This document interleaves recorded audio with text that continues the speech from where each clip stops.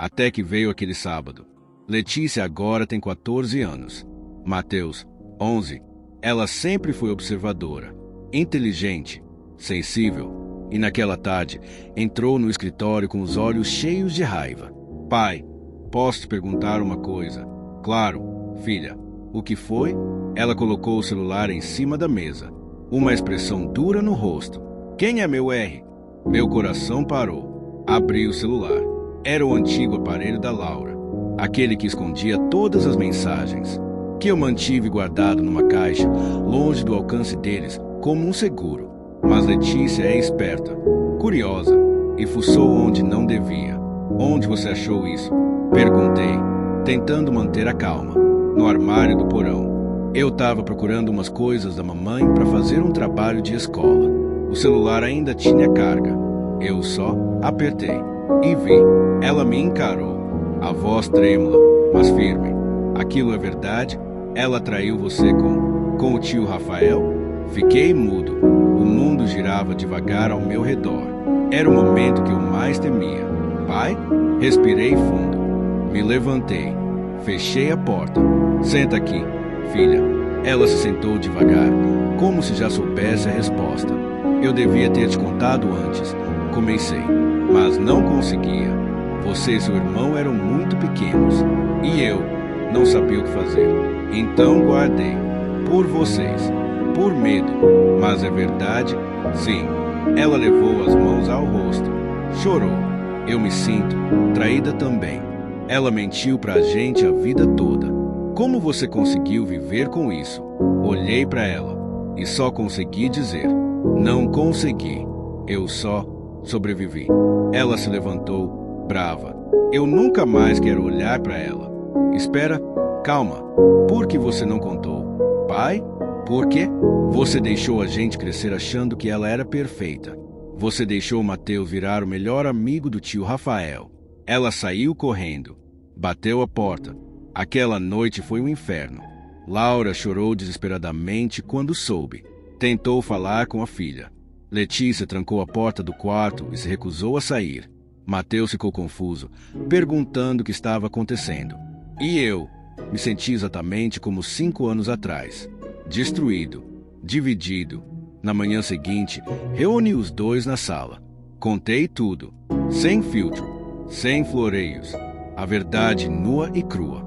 Falei do que vi, das mensagens, das fotos, da dor, da decisão de esconder e do erro de ter silenciado por tanto tempo. Letícia não olhou para a mãe o tempo todo.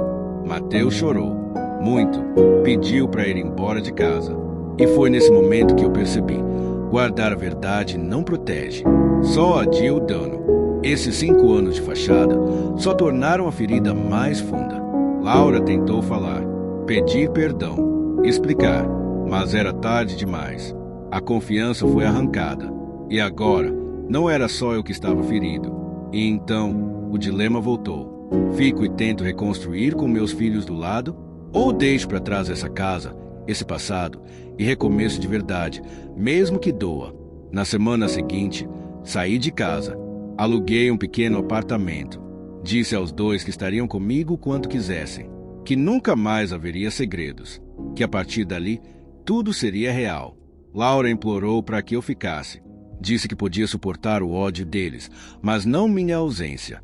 Mas eu não podia mais viver uma mentira, nem ensinar meus filhos a aceitarem uma. Hoje, escrevo isso de um canto silencioso.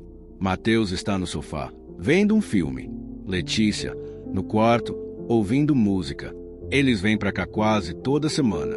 Aos poucos, estamos nos entendendo. Estamos tentando ser uma família real. Mas às vezes, olho para a foto antiga no porta-retratos, nós 4 sorrindo num piquenique, e me pergunto: se eu tivesse contado tudo lá atrás, teria doído menos? Ou, se eu tivesse ido embora naquela primeira noite, quando vi as fotos, teria salvado minha sanidade? Não sei. Talvez nunca saiba. Mas agora, ao menos, estamos livres, mesmo que ainda doa. 7 anos depois. Letícia tem 21 anos agora. Mateus, 18. Eles cresceram e com o tempo mudaram. E eu também. Hoje moro em uma casa pequena, com jardim, trabalho de casa, levo uma vida simples e, de alguma forma, silenciosa. Não porque não existam mais dores, mas porque aprendi a conviver com elas. Letícia faz psicologia.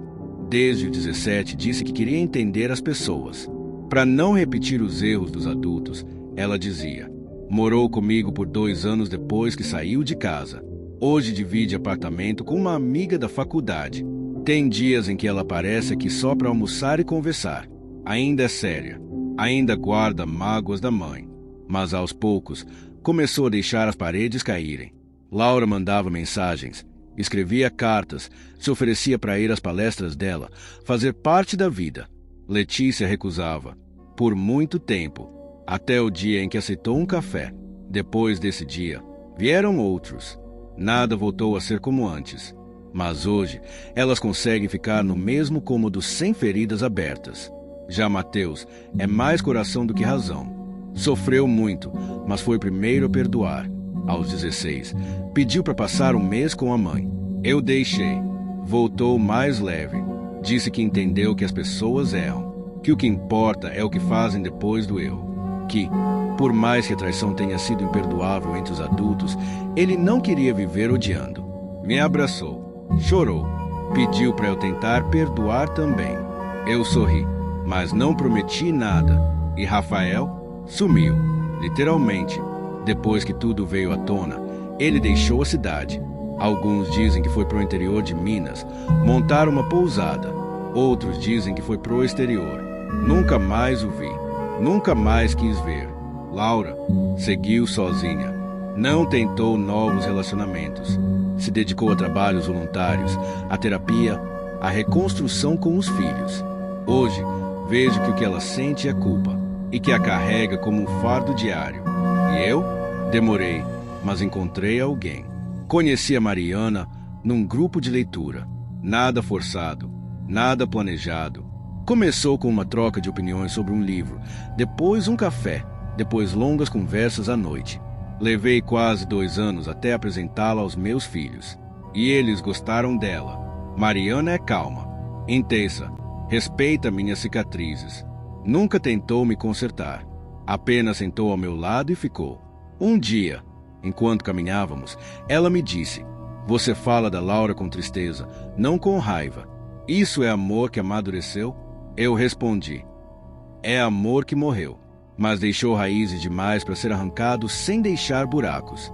Ela entendeu e não precisou de mais nada. Hoje, quando olho para trás, não sinto mais aquele soco no estômago. Ainda dói. Sim, algumas dores não passam, mas se transformam. Viram marcas, lembranças, lições. Letícia, certa vez, me perguntou: se pudesse voltar no tempo, teria feito tudo diferente? Pensei por um instante e disse: eu teria ido embora naquela noite. Quando vi as fotos, teria poupado vocês de crescerem no meio da mentira. Mas, se tivesse feito isso, talvez vocês fossem outras pessoas. E eu amo vocês exatamente como são. Ela chorou e me abraçou. Hoje, tenho paz. Não perfeita, mas construída, dia após dia, escolha após escolha. E se alguém ler essa história um dia, só quero que saiba de uma coisa: guardar a dor nunca é proteção, é só adiamento. E quanto mais se adia, maior é a explosão quando a verdade vem à tona. Fale, enfrente, grite, se precisar, mas não se esconda. Eu me escondi por 5 anos, e isso quase me matou, mas sobrevivi. E agora, enfim, vivo. 2 meses atrás, algo inesperado aconteceu. Eu estava em uma cafeteria em Belo Horizonte, esperando Mariana. Ela tinha uma reunião ali perto e me pediu para encontrá-la depois. Enquanto eu lia um livro, ouvi uma voz familiar pedir um café atrás de mim. Era ele, Rafael, mais velho, mais magro, os cabelos grisalhos, a barba por fazer, o mesmo olhar que eu conhecia desde a infância, mas com outra expressão, cansada, quase vazia. Ele me viu, congelou. Por um segundo, pensei que ele fosse fingir que não era ele, mas não. Ele me encarou e caminhou até a minha mesa. Posso sentar? Fiquei em silêncio. Só olhei para ele. Eu entendo se você não quiser, mas eu precisava dizer algo, nem que fosse uma vez. Aceite.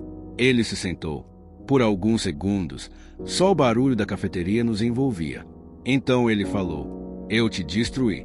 Eu sei disso. E também destruí a única família que já me acolheu de verdade. Eu não tenho desculpa. Só uma confissão. Eu me apaixonei por ela. E fui covarde. Podia ter saído da sua vida. Podia ter me afastado. Mas fui fraco, egoísta. E perdi tudo. Eu não conseguia sentir raiva naquele momento. Odiá-lo consumia energia que eu não queria mais gastar.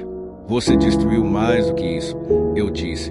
Destruiu memórias, confianças, um pedaço dos meus filhos que nunca mais volta. Ele abaixou a cabeça. Eu sei.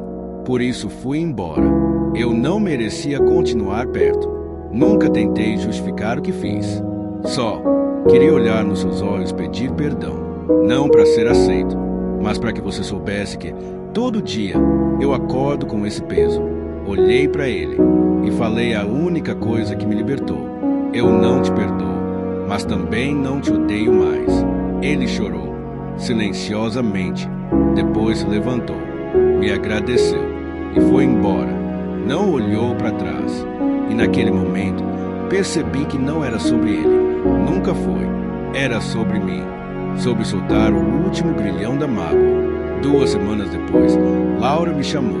Ela queria conversar pessoalmente. Disse que não era sobre os filhos. Era sobre nós. Nos encontramos num banco do parque onde costumávamos levar as crianças. Ela estava com um envelope na mão. Eu nunca soube como terminar tudo isso, disse. Mas há algo que preciso te entregar. E depois, você nunca mais precisa me ver, se não quiser. No envelope havia cartas. Cartas que ela escreveu, mas nunca enviou. Tinham datas, emocionadas, algumas com lágrimas manchando a tinta. Falavam do arrependimento, da solidão, de como ela viu nos olhos de Letícia e Mateus a consequência real das escolhas dela, do amor que sentia por mim e não sabia proteger, da culpa, do silêncio, do desespero. Li tudo em casa. Demorei horas. Chorei em algumas partes, ri em outras, senti raiva, senti pena e, no fim, senti alívio, porque, finalmente, tudo foi dito. No dia seguinte, mandei uma única mensagem. Eu também errei ao me calar. A dor que você causou não desaparece, mas agora eu posso viver sem ela me prender. Cuide-se. Ela respondeu apenas com um: obrigada por tudo. Hoje é aniversário de Mateus. Estamos todos aqui. Sim, todos. Ele pediu e a gente aceitou. Laura, Letícia, Mariana, até a irmã da Laura. Um almoço simples. Madurares na voz, nos gestos, nos olhares. Não a reconciliação perfeita, mas a presença. E isso, às vezes, é o que basta. Quando Mateus apagou as velas, desejando mais amor entre as pessoas, Mariana me pegou pela mão. Você parece em paz hoje. Pela primeira vez, acho que estou. E então, pela primeira vez em muito tempo, eu me permiti respirar fundo e sorrir de verdade. Porque o que me definiu não foi a traição, foi o que eu fiz depois. E por mais que a história tenha começado com fotos esquecidas numa nuvem, ela termina aqui, com um homem que sobreviveu, com filhos que floresceram. E com a certeza de que a verdade, por mais dura que seja, liberta. Últimas palavras. Se você chegou até aqui, obrigado por me escutar. Talvez minha história pareça com a sua, ou com a de alguém que você conhece. Talvez ela te deixe desconfortável, ou te faça pensar. Mas o que eu mais desejo, de verdade, é que ela te faça sentir.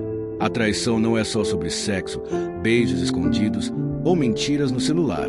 A traição mais cruel é aquela que mata o que havia de mais puro entre duas pessoas, a confiança. E mesmo assim, mesmo depois de tudo, é possível reconstruir, não o que existia antes, mas quem você é depois. Durante anos, me vi como uma vítima, depois, como um tolo. Hoje, me vejo como um homem que amou, que falhou, que perdoou onde deu. e seguiu em frente onde foi preciso. Aprendi que filhos são mais fortes do que imaginamos, que não precisam de pais perfeitos, precisam de pais honestos. Aprendi que o amor não acaba com a dor, mas ajuda a dar sentido a ela. Aprendi que perdão não é para quem errou, é para quem carrega o erro todos os dias, sem ter sido o autor. E aprendi, acima de tudo, que a verdade dói, mas o silêncio apodrece. Se eu pudesse deixar uma única mensagem para alguém lendo isso agora, seria essa: não esconda a dor para proteger os outros. Porque quando a verdade finalmente explode, e ela sempre explode, o estrago é muito maior. Fale, mesmo que sua voz fale, mesmo que doa, mesmo que destrua. Porque às vezes, para nascer de novo, é preciso primeiro morrer um pouco. Eu morri naquela noite quando vi as fotos, mas hoje eu renasci. E se você estiver nesse ponto escuro, se achando irreparável, confie. A dor te quebra, sim. Mas você pode escolher o que fazer com os pedaços. Eu escolhi montar um novo eu. Mais forte, mais real, mais livre. E agora, é hora de fechar esse capítulo. Obrigado por caminhar comigo até aqui. Agora, vá viver a sua história. E seja sincero nela. Sempre.